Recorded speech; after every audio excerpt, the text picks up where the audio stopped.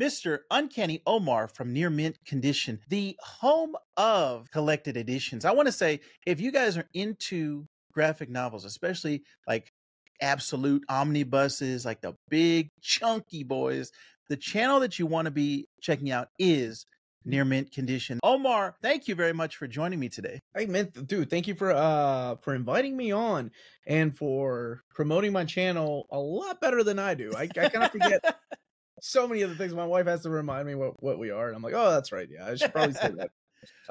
Yeah, thank you. I was really happy to find your channel on YouTube.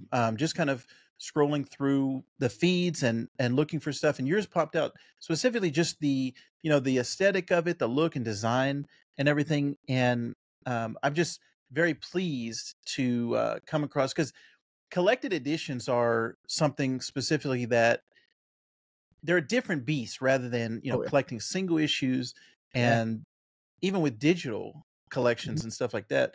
But having those on your bookshelf, like there's nothing finer than seeing a nice collected edition on a shelf. So I actually wanted to ask you, before I ask you about Near Mint Condition and about the collected editions, what is your comic book origin story? Kind of how did you get into comics? What hooked you, and what kind of made you a fan for life?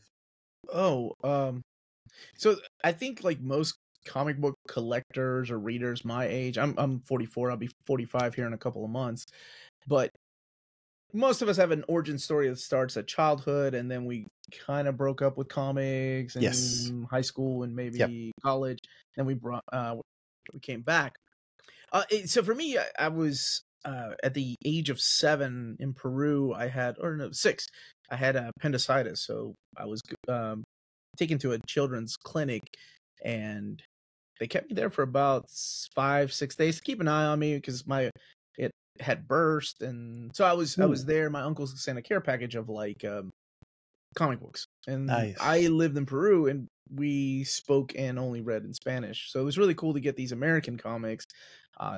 My favorite one that I would keep looking over and over was Uncanny X-Men 168. Oh, nice. And so that's, to me, that will always be my first comic book. Nice. And because that's like from the ashes, the beginning of that storyline. It's Kitty Pryde and Lockheed's first appearance, also first appearance of Madeline Pryor. So it means a lot to me.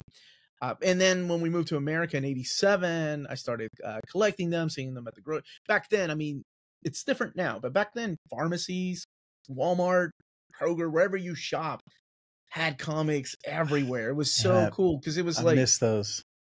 And they were at eye level with the kids. People were smart. They were down here. Magazines were up here. Comics were down there. I'd ask my mom and dad to get some because I remember getting them in Peru, and that's all she wrote. And I started with, I stayed with X-Men forever. I mean, X-Men, like I started, we didn't have a comic book store either in my hometown where I live because it's a small town. So I had to travel. Oh my gosh, I remember finding the first comic book store, I think. I think it was like an hour from here.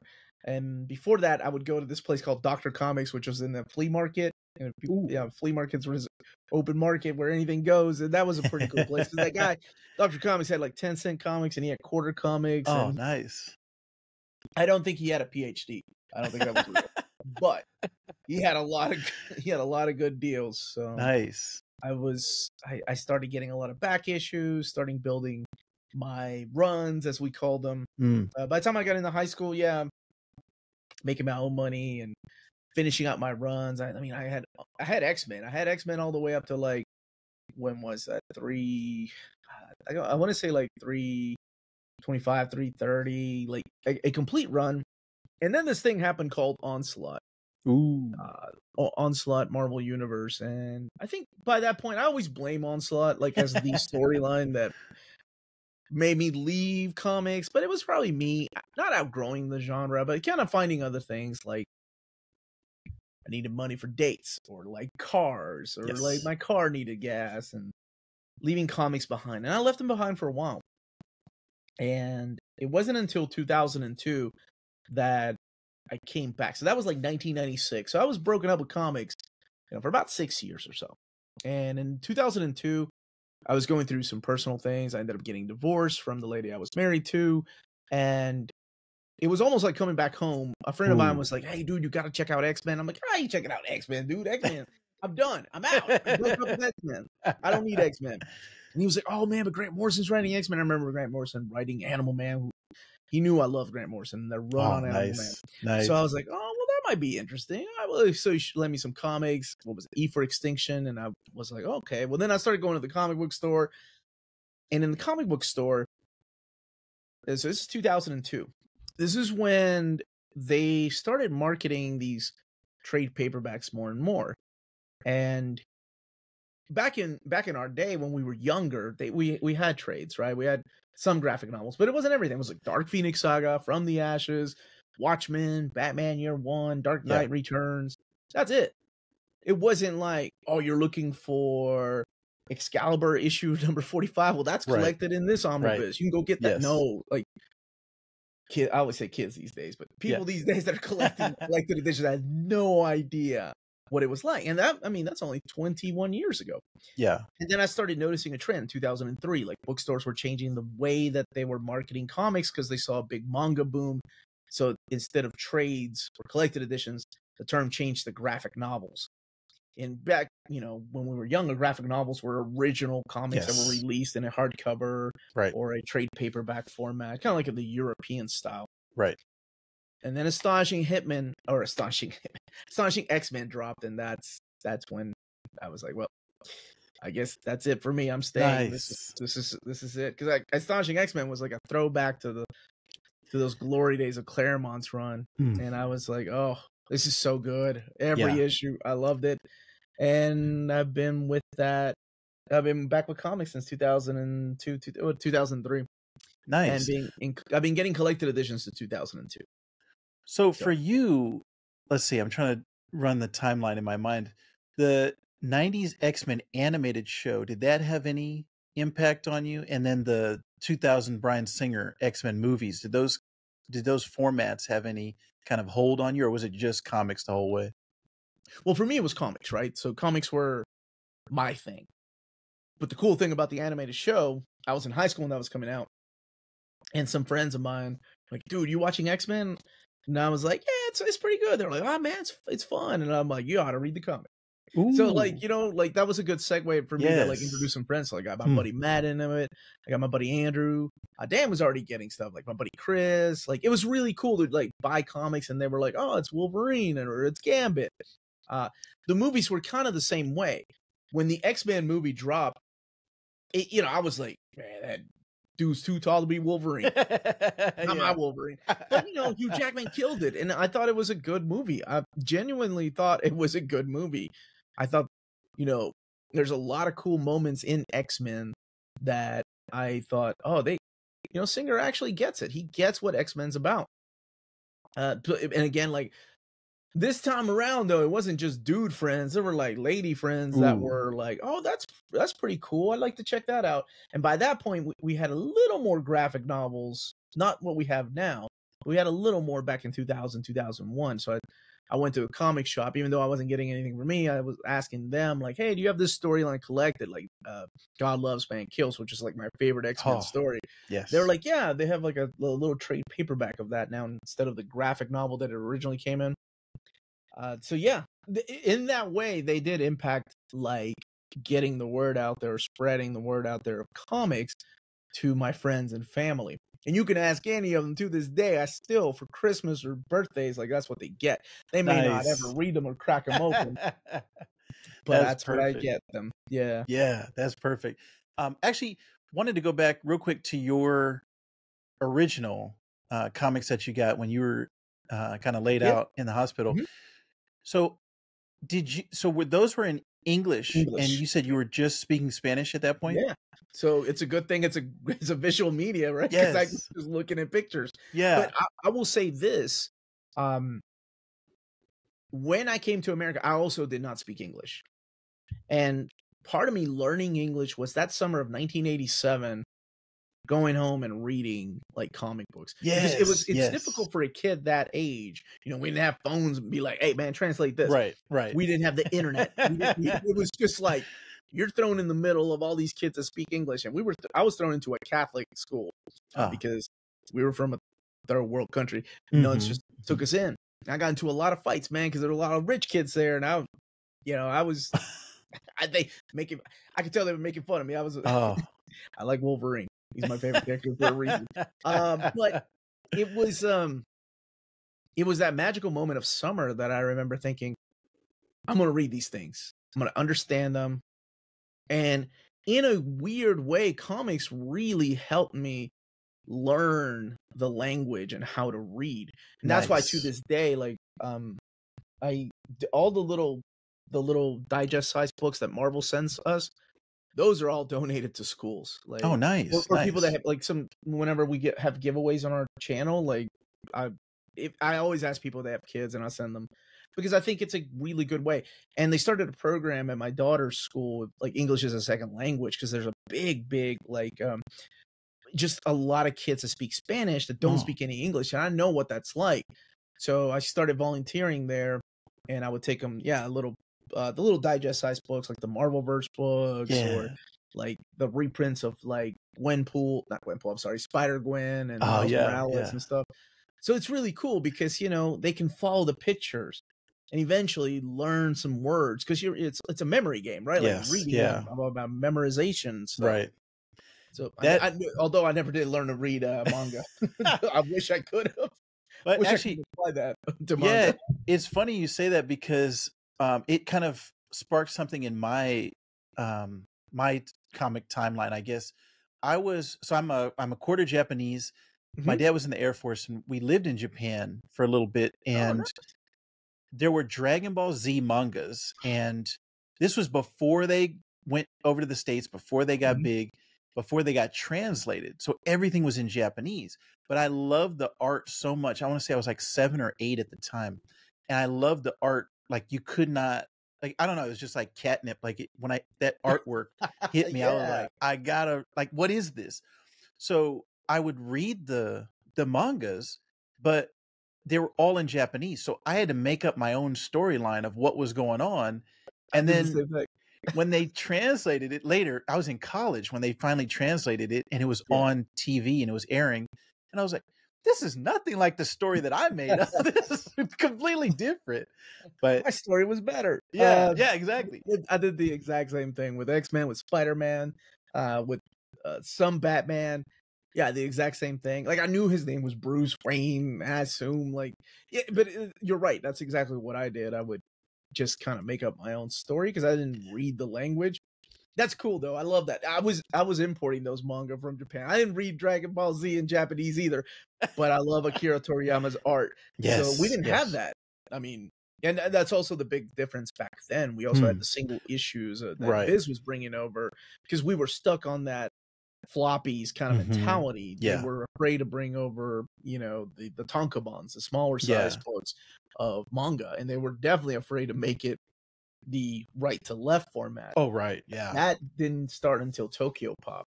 Even though Tokyo Pop ended up going under, my goodness, they helped the big manga explosion in the early aughts. Oh, yeah. Yeah. And that's a very interesting topic. Maybe I'll discuss it when we have the Uncanny Ken on the next episode. But you mentioned graphic novels. I actually wanted to Mhm. get your take on that real quick. Just the name graphic novel, because like you said, when we were growing up, those were original stories. They didn't come out in floppies. It was like, okay, graphic novel is a collected story all at once. Now they kind of changed it to where the graphic novel means just a collection for the most part. They have original graphic novels also, but I have felt kind of like kind of hot and cold on that term graphic novel Mhm. because I don't like trying to not dumb down, but trying to make it more appealing because comic book is for kids or I'm trying to think of another like cartoon is for kids versus animation or like the word graphic novel. Do you I guess does that bother you at all or do you just like, oh, graphic novel, that's just the term for it? No, I mean, obviously, I grew up with trade paperback or collected edition or uh, what else did we used to call it something else? A collection, maybe. But I was okay with the change because mainly it brought a lot of people in. Mm-hmm, A mm-hmm. lot of people that never had had picked up any comic book, a single issue, and had no idea that sometimes these graphic novels were made up of these single issues or Yeah. floppies. Like Watchmen. I can't think of like how many of my friends that did not read comics thought, "Oh, this came out every month," even though there were delays. This came out like every month, really, and it came out in like a little tiny issue, and yeah, because none of them ever read it that way. They've only read it as that trade paperback or graphic novel, and that's it. So I was okay with that. It is definitely a weird change to the older generation for Mm-hmm. sure, because that's who comments on my videos the most. They're like, "Why do you keep calling it a graphic novel?" And I'm like, "Man, don't yell at me. Go yell at the bookstores and the Yeah. publishers. They're the ones that made the change. Right. I'm just trying to make sure you go to a Yeah. bookstore and you ask where their collected editions are, they're gonna be like, "What's that? Right. Wait, Right. comic books?" Yeah. And If you ask where graphic novels are, there's big signs that say that. uh-huh. And I worked at a Barnes and Noble for a little bit, and I had this one experience with a lady, and she was like, "I want recommendations." And I'm in my mind, I'm like, I'm the comic book guy. Like, Yeah, I'm going to right. recommend Why the Last Man, all these other things. Good one. And I said, "Have you ever read a graphic novel?" She's like, "Graphic novel? I've never heard this term. What is this?" And I took her over to the graphic novel section, and she goes, "Oh, these are comic books." And like my heart sunk. I was like, "Oh." Wow. And she wouldn't even give it a chance. She was like, "All right, I'm going back over to the novels, like the adult section." Mhm. So she was just one person that, you weren't going to get through to. But that's kind of in my mind, like I have these horror stories of graphic novel is this marketing term that they want to sugarcoat comic book. Like they want to make people say, "Oh, this is more adult," versus no, just call it a comic. Just call it a comic book. They're adult, things. Everyone can read these. It's not just for kids. It But is a sad and weird like thing to think about when well, you said it. Like I think a lot of people immediately think, "Oh, comic books are for kids." To this day, even within the community, people that only read superhero comics or like crime comics, they look at something like Don Rosa or Carl Barks Duck Comics, and they're like, "No, that's for children." It's that mentality, and it's weird because I always think that it might be a American mentality. yeah, I think it Because is. well, you've lived in Japan, and I knew Yes. when my wife and I went there, it was everywhere. Business Yes. dudes with business suits were reading manga. Yes. Ladies that were out shopping were reading manga. That oh my gosh, what what I would give to see that like here. Yeah, I Closest, wish. and reading in general, right, dude? Like Right. closest thing I've ever seen to that ever was when the last Harry Potter book was Oh, released. yeah. I was in Chicago, Illinois for work, and everybody on the bus. I'm sorry, not everybody, but I would say about half the people on the bus, and that's a good number, were reading a book. Like that's just Yeah. nice to see, you know. I don't know how Yeah. they would be now, maybe on their phones or tablet. I don't know. But it was just that was the only thing that I've seen close to what I saw and I experienced when going overseas to Japan. Like where it's just people don't look, people don't look down on people that are reading manga. Yeah. I think we do have that mentality here that, oh, it's comic books for kids, even though the number one, the top 5 movies of all time are all based on comic books. Yeah. And Go figure. I'm sure you get the same joy that I do now, where it's like, these are the properties and franchises I loved as a kid. And more people are getting exposed to them today because of these other formats, these other mediums of movies and TV shows, getting all the Disney Plus stuff, and hopefully we can get DC back on track, but getting all the superhero stuff. And I'm both. I'm into superheroes and non-superhero stuff, but Mhm. I just have this joy right now of and I every year I hear people, "Oh, the superhero craze is over. People are getting Right. tired of superheroes." I hear it every year, but I'm just like, more, give me more, because there's so many avenues that have not been explored with superheroes. Like we've only scratched the surface of what this format and this genre holds for everyone. Just a medium of comic books in general is so vast. They've only scratched the surface on these TV shows and movies. But actually, you said something that was very interesting about the Japanese culture. That is 100% correct. Where you'll see men in business suits, women. There's no like gender bias over there. There's no age bias for Mhm. comic books, which are manga in Japan, but Mhm. also video games the same way. Oh, yeah. I would be on the train and you'd see senior citizens with Game Boys, and it's like video games are not just for kids. Same way with manga, they'll be reading manga on the train. I wonder if it's also kind of the public transit. I wonder if that has a lot to do with it, where they just have a lot of more free time as they're commuting. And I wonder Maybe how it is that's now that we have phones, right? I haven't been there since 2008. We're actually planning on going this year. oh yeah, And I'm so curious about that, like how, yeah, because my wife and I, we went there on our honeymoon, and oh we, nice, nice. we made a promise that we take our kids one day, and we figured they're 13 and 11, she'll be 14 when we go. 14 and 11, I think it's a good time for them to go and Yes. see another. They've been to Spain and Italy and France, and now it's time to go see Japan, another culture. So I think it's beautiful, man. Like I wish I had that option when I was a kid, right? Oh yeah, yeah, 100%. But I wonder how that is going to be now compared to when I was there in 2008, right? Are people going to be on their phones? Because it seems like that's what people do, right? You get lost on your phone and you don't want to talk to nobody. You don't know these people. You're going to get lost. Or are they still getting, the manga and video games? I remember the PSP was huge when I was there. And the DS. Yeah, I'd be interested too. You got to come back and report on that because I want to know. That's definitely something interesting. Because also another thing was the way that personal computing developed over there. The phones were much more popular than the desktops. So, and even I think even laptops. So the phone was like the main computing device in Japan. So that's another thing. Yeah, I'd be interested because I also have not been back in a few years. I'd like to see more of the current state over in Japan. I haven't seen anything online. But I also wanted to get into how did you get specifically with your channel into collections? How did you make, or what made you want to make that your niche of I'm going to cover these type of books, these type of collections, and put the focus and the spotlight on that?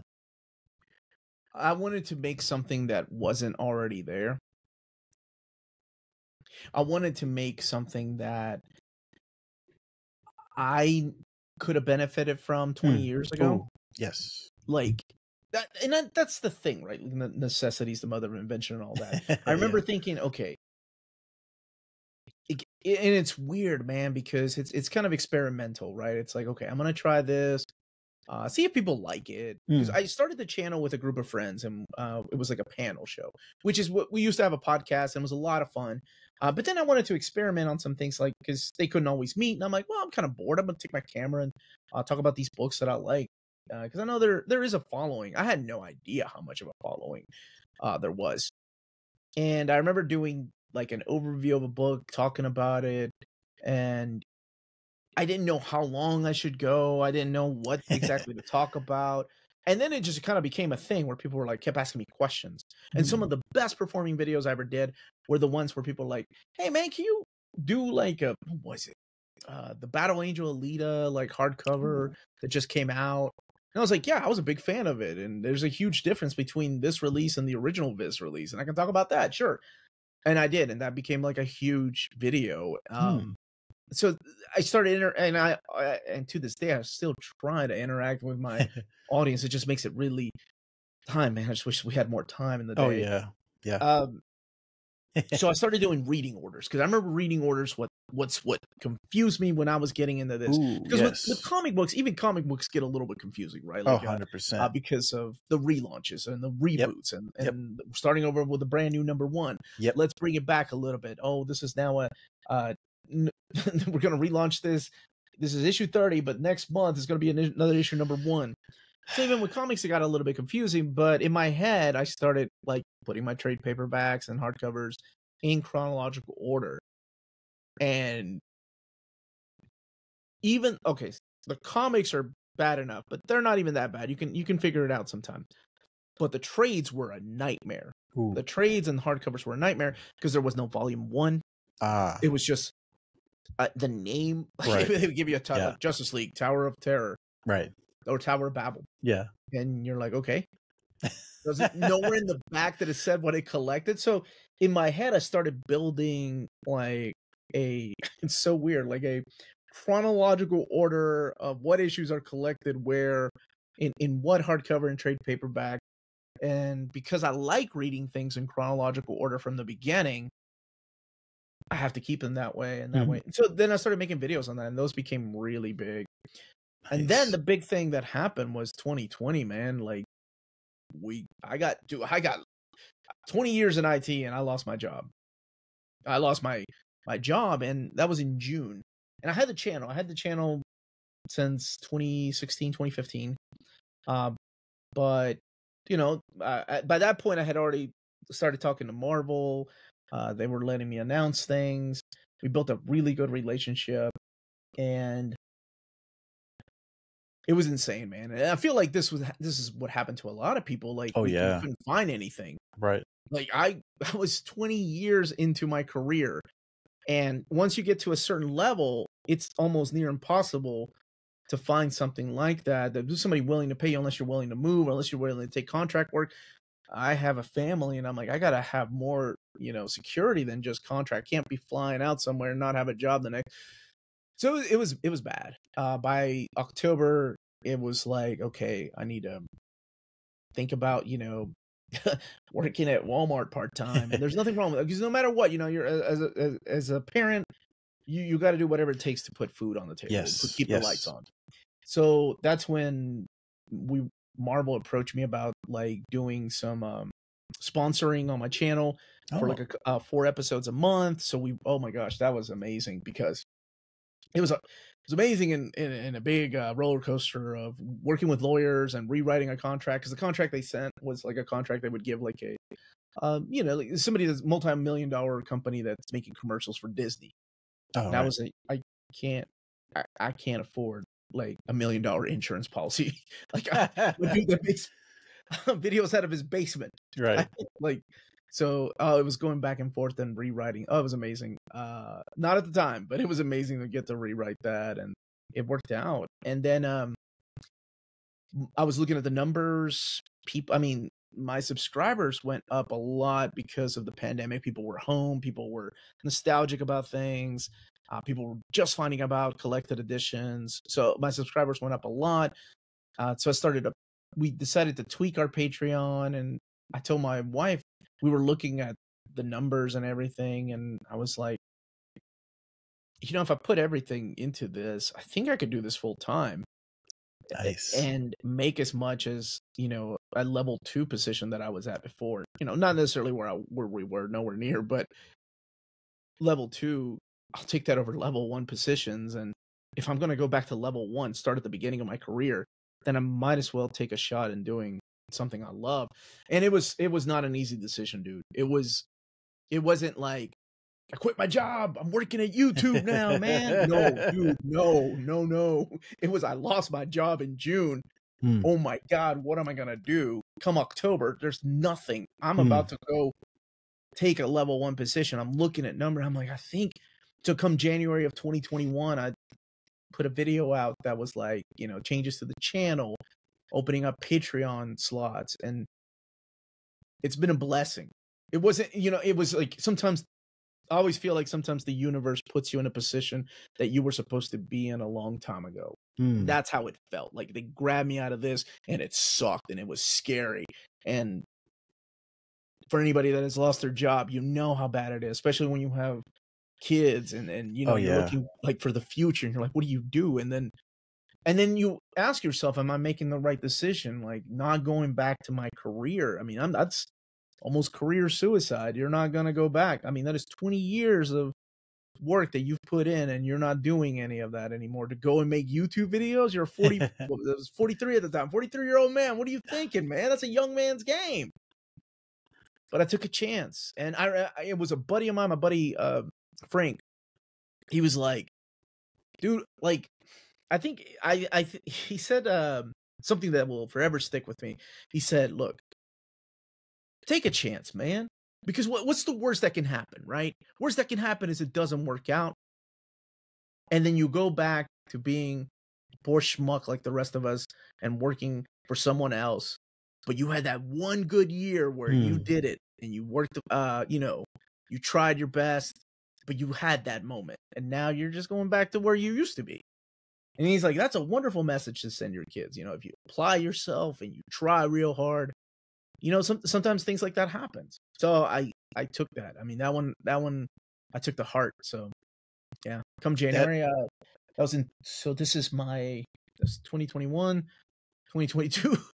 So this is going on to my year 3 of doing this. So full time, nice. Yeah, that's actually something that I aspire to. That's kind of my eventual goals. You know, I have a small channel right now, but actually through shorts is the way that I've gained just this last year alone. It was like went up remarkably from what I was at. So definitely I'm in that same kind of position as you, where I want to take a shot. I want to take a chance of doing something that I'm passionate about and talking about it. And kind of my whole goal with my podcast and show on YouTube is just spreading comics, the joy of reading comics with other people, kind of like you were saying earlier, just like what this can do, you know, kind of show people what comics can do. That's kind of my goal overall. So yeah, I'm very inspired by your journey overall and your channel. Like I said, as far as collections go, as far as collectibles, if you're into graphic novels, if you're into omnibuses, this is the place to be. Near Mint Condition is the channel that you want to be going to, because every time I see a notification pop up and it has your check mark in your logo, I'm like, yeah, this is gonna be great. This is gonna be a new great book he's gonna talk about and show me something that I hadn't seen before. Because like you said, I've seen you breaking news, things that aren't out yet, and collections like that. So at this point, are you exclusive Marvel, or do you talk about DC or Image or any other of those? Sorry. No, like if I say like this video is sponsored by Marvel, then yeah, that's the exclusivity. Like they give us the breaking news of upcoming projects and upcoming books that are coming out. But no, I do DC. I have connections with Dark Horse and Nice. Fantagraphics and Humanoids, and there are wonderful people that I've worked with. DC, I still, you know, I purchase their books and I do overviews of their books. Matter of fact, like tomorrow, I think on my channel, tomorrow, Thursday. Sorry, I'm trying to think. I film ahead of time and I'm trying to think of where we are. But yeah, no, I don't discriminate. I like all of it, and even when manga tries to take my channel down, I still talk about manga, baby. Is there any do you have any all-time favorite collection? Like when you look at your shelf, do you say, all right, that one is the one that has the most meaning to me, or even just as a collection, you know, just the way that it's put together, the way that the actual book itself is? Do you have a all-time favorite, number one? Every year I do list on my channel, and every few months, I'm sorry, it's like top 10 favorite omnibus for people, top 10 favorite DC omnis released last year, upcoming. I have never sat down and thought about like what are my top 10 favorite collected editions. Number one is always going to be Uncanny X-Men Omnibus Volume 1. Like that one's signed by people that are no longer with us, and it's my very first omnibus, and it just has a really, you know, special place in my heart because it's kind of the one that started this madness. Yeah. Because I remember buying that and I'm like, I'm only going to get X-Men. And then Spider-Man came out. I'm like, all right, I'm going to get X-Men and Spider-Man. That's it. This is where I draw the line. Then they reprinted Fantastic Four because I didn't want to get it at first. I'm like, that book's too big. Ain't nobody paying $100 for no book. Dude, they reprinted Fantastic Four release volume 2. And I'm like, okay. I'm only getting X-Men and Fantastic Four and Spider-Man, but that's it. And then Avengers dropped. And then I'm like, dang. That collecting bug kind of got into you. Yeah, that's was fantastic. Bad, man. Bad. You know, it's been crazy. Like I haven't specifically sought out X-Men fans, but the majority of the guests that I've had on my show so far have been X-Men fans. it's kind of fascinating to me. A lot of them were the '90s X-Men show. That was what kind of got hooked them, got them in, and then they Mhm. went into comics after that. But it seems like it's just kind of the like a thread that goes through these generations of, and that's probably why X-Men have been so popular. I think they just hit a note in people, and the themes that they touch on, and I like how that they've gone. There's been an evolution of what do mutants stand for, like what do mutants mean in as in a metaphor, and I've always found that fascinating. From even when I was younger, I've always been a Spider-Man guy. That's been my number one. Like the Small way white. that Small white too. the way that I relate to other characters Mhm. are, okay, how does that person, it's like the 6 degrees of separation. It's like, how does Daredevil, okay, he's Spider-Man's friend. That's how I know him. Okay, Kingpin, like everyone is tied to Spider-Man at some point. So to me, that's how my brain works. I was relating everybody to Spider-Man. So it's interesting to see a lot of people like you, where X-Men was like the first one and continues to be the one, as we kind of see now in the current Marvel. Everybody's clamoring for X-Men. Like everybody wants the mutants, everybody wants X-Men to be in the current Yeah. MCU. So I'm also like chomping at the bit to see what's going to come next. Do you is there something specifically for you that the X-Men, when you look back on it, do you say, "Oh yeah, that's why I was drawn to the X-Men," or "That's why I like the X-Men," or was it just kind of random because that was the book that you got, as you were in the hospital? Oh, so my uncle shipped out a couple of books, right? I remember Spider-Man. I can't even remember the issue number or Avengers, but the one that stuck out was X-Men. It was that Paul Smith cover. But I think a lot of people relate to X-Men because or at least maybe it's my generation. Mhm. We felt like we were the loners. We were like we were the ones that read comics and nobody else was reading, so we felt special. So we felt like the outsiders. I think a lot of people relate to that. Like whether you come Mm. from another country and you can't speak the language, um, you know, th- I have a lot of gay friends that are huge X-Men fans because of the way that the stories touch them. Oh, these people aren't accepted in society, so I see a lot of myself in that, and I think that's beautiful. And I think that goes to minorities, Oh, yeah. whatever it is, Yep. we see ourselves in these stories, and that's what we gravitate towards, and that's what we aspire to be. So for me, yeah, probably has a lot to do with that. Kid didn't know English, felt like an outsider. Sure, X-Men makes perfect sense. Yeah, that's 100%. I can see that, and like you said, with minorities, I remember growing up, I was like, "Oh yeah, this is kind of like the stand-in for segregation, for Mhm. racial violence and things like that." And just someone is different than you. Someone is a mutant, and you're judging them because they're different than you. And then later on, I think that's when I started to see more homosexuality and the relation there. And now I think even transgender, and like X-Men has evolved so much, and tied to so many different outcasts, like you said. So I got to give them credit, and just even Stanley and Jack Kirby and all the original X-Men guys, and Chris Claremont, the people who also pushed it forward, just Oh, recognizing and creating those characters. uh, yes. So a lot of it has to do with, uh, Chris Claremont, right? I mean, to a lot of people, Chris Claremont is X-Men. But, there's also Ann Nocenti and Louise Simonson were the editors at the time, uh, pushing for some of these things and even approving some of these stories. It's crazy to think about. Like, my favorite story is God Loves, Man Kills, right? A group of humans that are super Christian, like a televangelist, is hunting down mutants. Chris Claremont got so many death threats because of that. Like back then, like a televangelist is Hmm. going around and killing these people that are not accepted by society. that speaks volumes of like like where we are now compared to then, right? Like they were trying to push for things then. Now it's, you kind of see that story just about everywhere. But back then it was almost near impossible to get that approved. I to this day I don't even know how some of that stuff in God Loves Man Kills, how the editors were like, yeah, okay.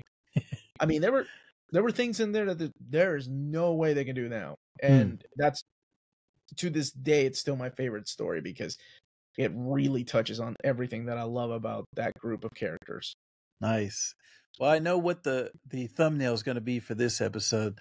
We're going to have that specific cover, but yeah, I think that, like you said, everything you said is 100% relatable, and I think the X-Men, just the idea of the X-Men, has had such a lasting impact, and that's what I love about a lot of the characters from this, that were created in the '60s, and they're still relevant in 2023.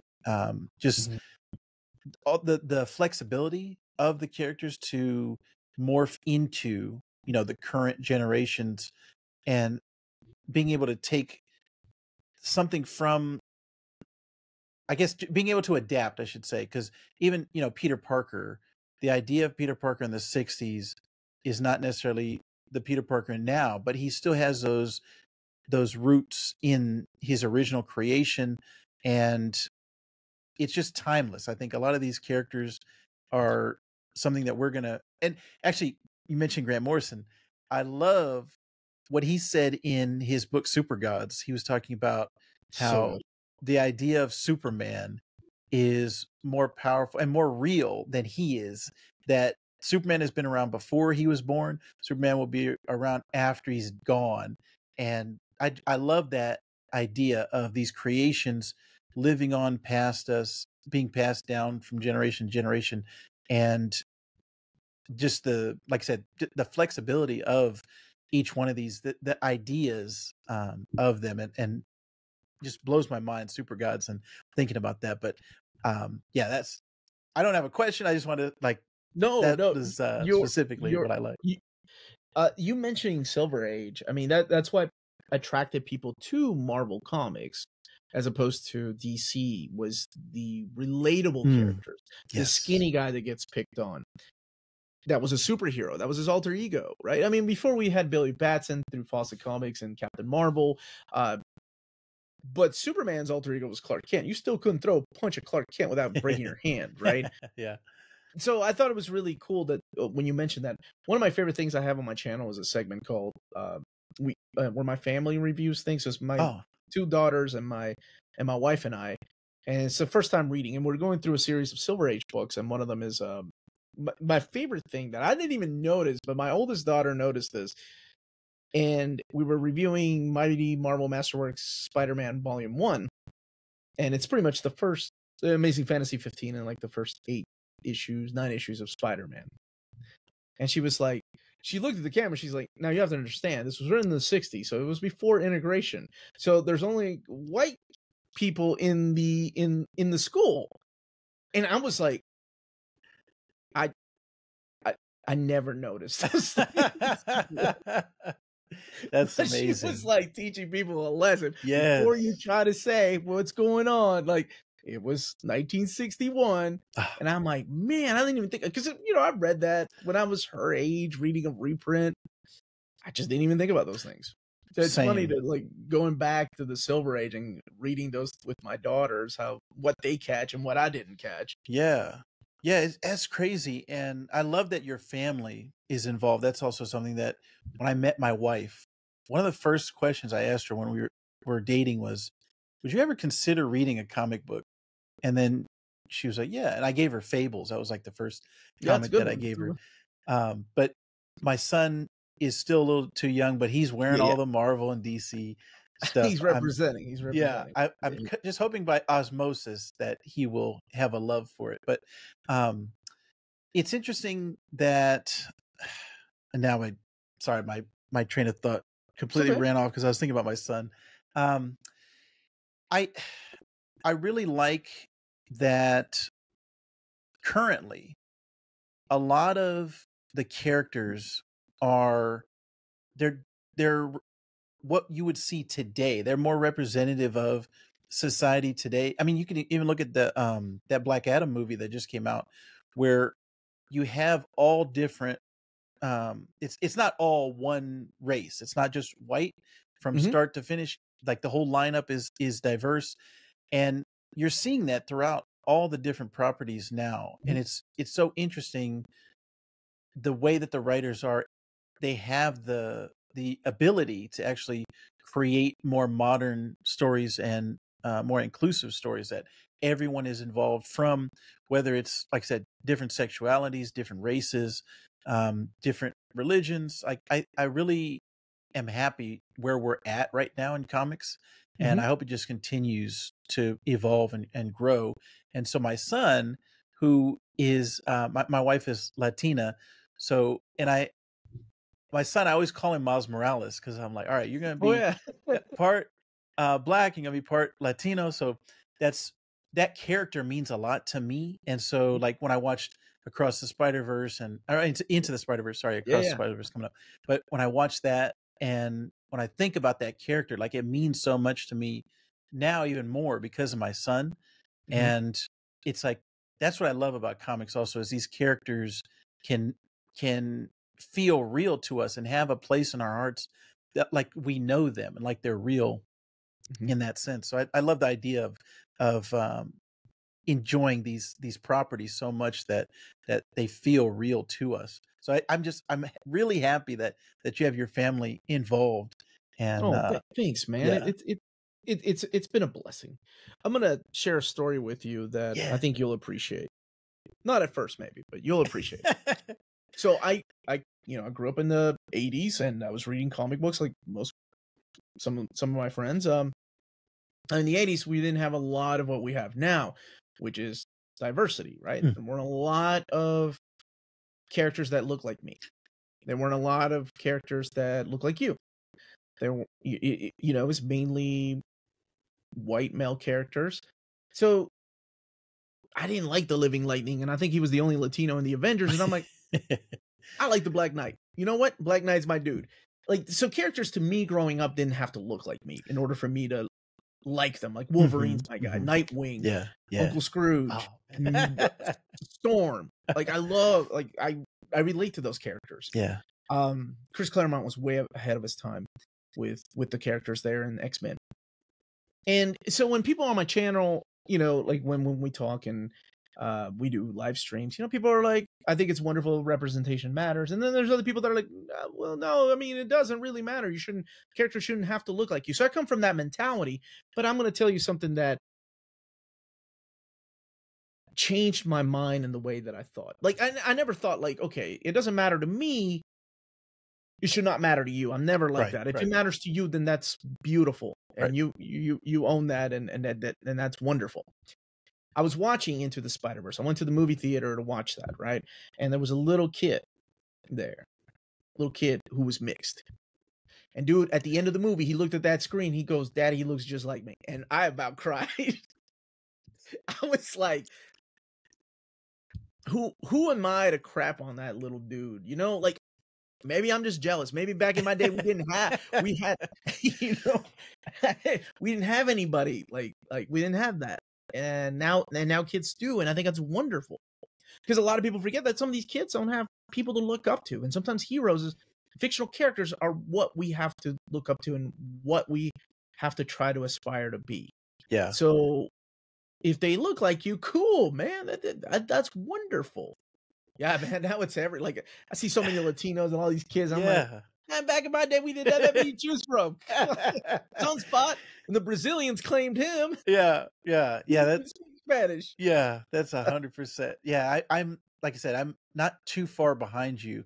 And growing up, it was always like I I think I'm very similar to you, where I didn't see that it was all just white, and it was like, oh, these are just stories and this Right, is because just they were what's happening. characters, right? Yeah. Mhm. So I have that same kind of mentality where to me it doesn't matter. But I've gotten recently a lot of comments on my YouTube where people are just like, "Oh, well, the characters was always white, so they should always stay white." And even to the point where it was like Rogue and Kiki Oh, that Palmer. I saw She that. was she was Looks like good. she wanted to kind of fan casting, and she took it, and people were like, I wasn't even thinking about it in those terms. I was just like, oh yeah, she's a good actress, and let's see what she can do if they were to cast her. It wasn't even official news, but people were like, no, she's terrible. She shouldn't be Rogue. And I was like, what about the character of Rogue is specifically saying she has to be a white female? Like, there's nothing Mhm. from her background. Like, it's not like T'Challa and Black Panther and like, okay, you have to be from Africa. Like, there's a meaning to Black Panther being African, but I I will I try to stay away from those discussions because that is a rabbit hole of just right. oof. I've seen a lot of discussions, and I have friends that get in the middle of them, and more power and more love and energy to those people that can, because I don't have the energy to do Yeah. that. Yeah. I just I saw a lot of hate towards like the Little Mermaid, right? Oh yeah, yeah. That's another one. Yep. That was the big one, and Yeah. in my head, the only thing I can think about is where the hell were all these people when Michael Bay was making Transformers, and none of them Transformers look like the Transformers I grew up with. Right. We didn't throw a fit like that. Where were you all at? Yeah. Yeah. Y'all wait till now to talk about what your childhood's being crapped on? Yeah. Nah. I wonder if it's like this is also fascinating to me. Like the people online feeling like they're anonymous and like, oh, okay, I can say whatever. They I'm would sure have, a lot of it has to do with that. yeah, they would have said that back in the 80s or 90s, but they just didn't have this forum and this platform now. So yeah, Mhm. that's a very good point about Transformers. I wonder. Where were those people, man? Yeah, You gotta be right. angry about something, be angry about that. Yeah, And, yeah, and are you really the target audience for like I didn't know the people that cared about the Little Mermaid that much until my brothers were showing me some of the feed or some of the comments, and I'm like, oh, I didn't know the Little Mermaid had a fan following like yeah. that. Okay. I'm the same way. I had no clue or no identity or no understanding of that. But yeah, I like that that these type of things exist now where it can be diverse and like you said, children can look up and see themselves on this big screen or in the comics or in the books. And that's just something that representation matters 100%, where I've experienced it. And like I can say 100% that when you see yourself in these forms or these formats, it definitely does matter, because I think I never want children to get the impression that they're not good enough because they don't look like the person on the screen. Oh, my hair Hmm. should be different texture. I should look differently because that's what I'm seeing all the time, 24/7. It's like, nonstop. This is the image and the what's just in front of me. So I'm glad that there's that aspect of it as well, where oh, my culture is not bad. If I bring my culture's food to school and it smells different than everybody else's, I'm not the weirdo. I'm not the That's why I bad used to get person. in fights when I went to Catholic school. Yeah. So These punks are looking at my lunch a little different, man. Whacking the back of the head. yeah, yeah, I will say something though. Like I think sometimes when things like that are expressed, sometimes people are genuinely in love with the character. So like somebody, I mean, if Rogue is their character and their Rogue's always been a white girl, then I can Right. understand that, right? Right. But I think there are some people that just take it to the extreme, just like that can go either way though. Yeah. But Right. I do think like sometimes a character means so much to you that like Namor's not one of my favorite characters. So when they changed him into a Latino dude, like sure, whatever. Then I think about okay, well, what happened if they did that to Wolverine? I'm like, well, then I might be like, well, man, it's a little different now. You know what I'm saying? Like we all have our own special characters that we like, and we want them to remain as true to the source material as much as possible. I mean, for the same way that I don't know why they changed what's her name in Ghost in the Shell, the live action movie. Oh yeah, Scarlett Johansson, right? Yeah. Like I thought, why didn't they just cast somebody to be Captain Katsuragi? Like that made no sense at all. So right. Well, and that's what I'm saying of like characters that are from a certain country. it doesn't make sense. Like Wolverine is Canadian. Like there's now you can have, let's say, like the Indian Spider-Man. Like you can have different realities and different Earths, and you have different Mm. dimensions, whatever. And you're placing that character in a different lens, and you're placing him in a different, you know, it comes from a different culture and background. That's fine, and you still have the original. And that's another thing. It's like these people that are complaining. It's like, okay, all the books that you read when you were growing up are still there. They haven't been erased, or whatever you latched onto as a child is still there. Here's something new. Here's something different. We have that change is all the time. You know. Yeah, and I think that's why with movies I'm okay with changes anyway, because they've changed things already. Oh yeah, there's like And it's not ton of like I'm stuff. gonna see a true to the source material movie adaptation of anything. Right. So I'm okay with whatever. I still have my comics if I want to go back Yes. to comics. Yes. Yeah, I'm with that. But that's like anything though. That's like with book adaptations or Right. video game adaptations. Right. I can always go back to the original thing, Yes. and I don't have to enjoy it just because something new is coming, and it's not going to replace my love and joy for something else. That's 100%. Well, I want to say that I have love and joy for Near Mint Condition. I am so glad that you joined me on this episode of the Comic Book Kaiju. I'm going to have all of the links in the show notes. I want everybody who is listening or watching this on YouTube, head over to the Patreon, the merch, get all of the Near Mint Condition stuff. I think having a positive comic book community is always something that I'm for. So I've seen the Minties, I've seen your community, and it's also something that I aspire to. There's many things that you have, the level that you've set, the bar that you've set. I'm trying to get to. So I'm very happy and joyous that you've joined me on this episode. So thank you very much. It was my pleasure, and you just let me know if you ever need to have me on again. I'd be more than happy to. Yes, 100%. It was a lot of fun. It was a lot of fun talking to you about these things. Yes. You have an open invitation. I love comics. Uncanny Omar loves comics, and you should too.